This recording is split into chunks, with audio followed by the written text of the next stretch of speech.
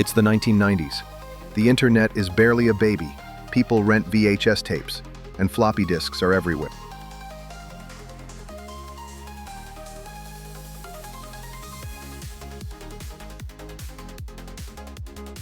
And in living rooms around the world, a new kind of battle begins. Not with lasers or dragons, but with consoles.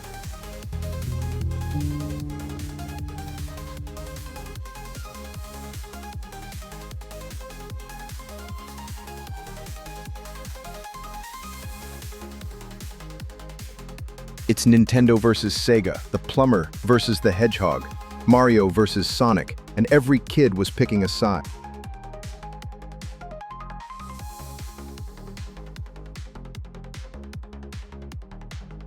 Nintendo had a head start with the NES, but in 1991, Sega launched a blue blur onto the scene, Sonic the Hedgehog.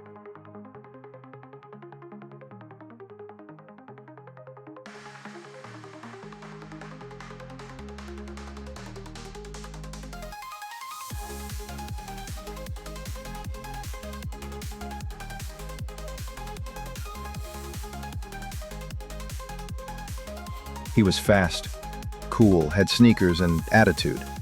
He wasn't just a game, he was a challenge to Mario's kingdom.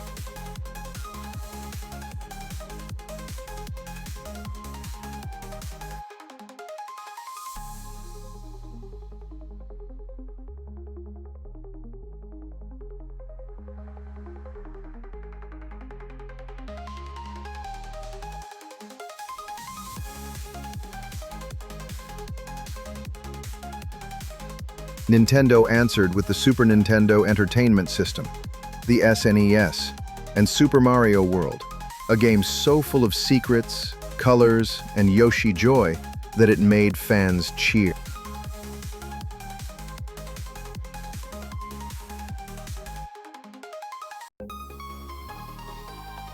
And just like that, the console war turned into a pixel-packed showdown.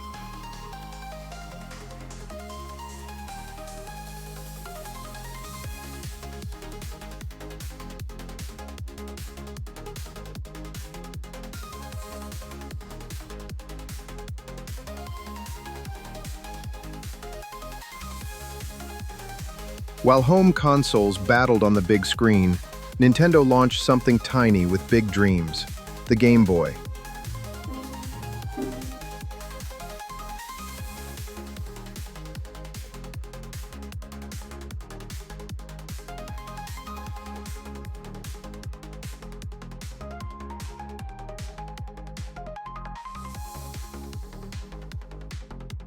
With just 2 AA batteries, you could play games on the go.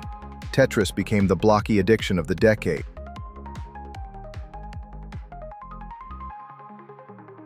And then came a game with strange creatures and unforgettable music. Gotta Catch 'Em All became a global anthem. That's right, Pokémon was born.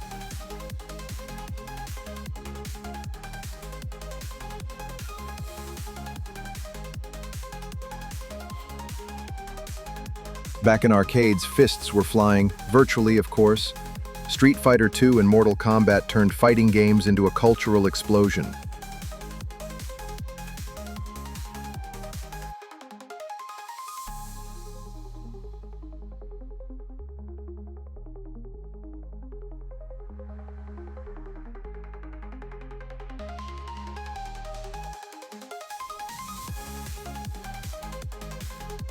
Every player had a favorite: Ryu, Chun-Li, Scorpion, Sub-Zero.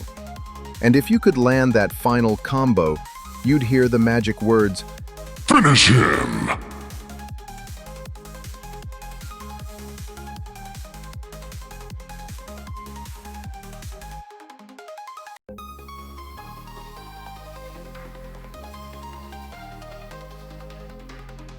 But these games weren't just fun, they sparked debates about violence and ratings, pushing the industry to take responsibility.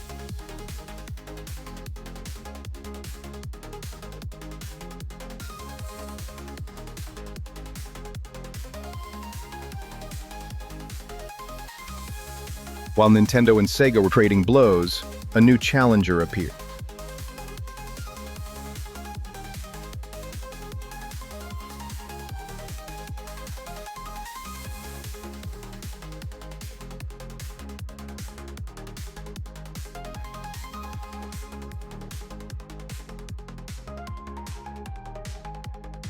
In 1995, Sony released the PlayStation, and it changed everything.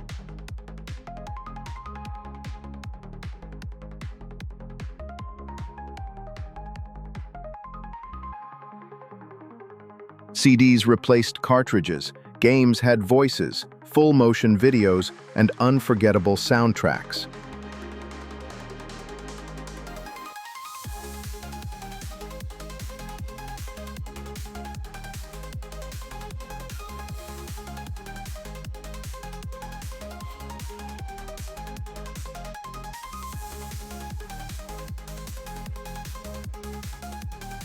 Suddenly, your games could feel like movies. Final Fantasy VII made players cry, Crash Bandicoot made them laugh, and PlayStation made history.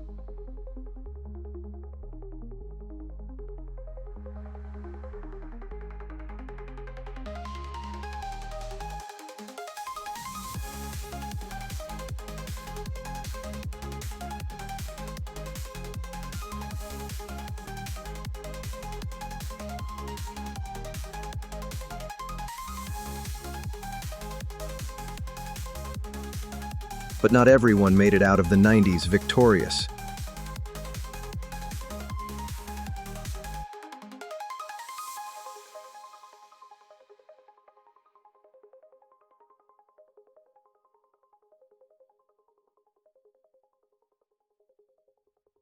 Sega launched the Saturn, powerful but hard to understand.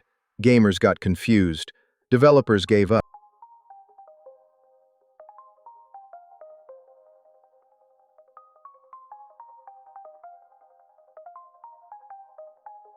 And while the Sega Dreamcast would be ahead of its time, it couldn't keep up with Sony's rising star.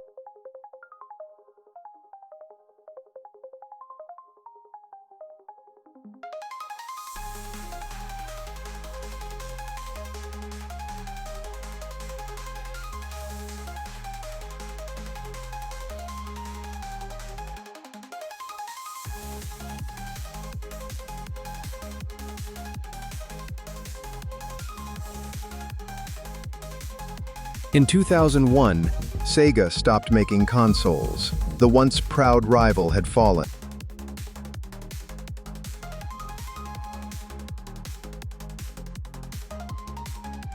By the end of the decade, one thing was clear: video games were here to stay.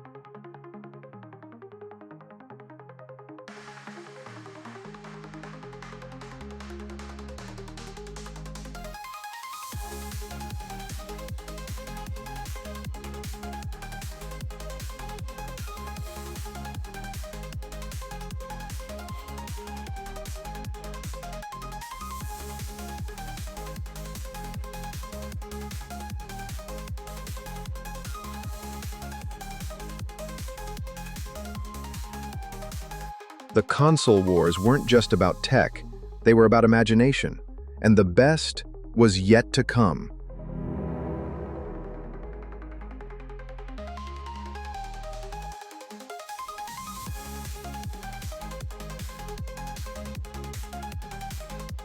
Coming up next, the world goes online and gaming goes global.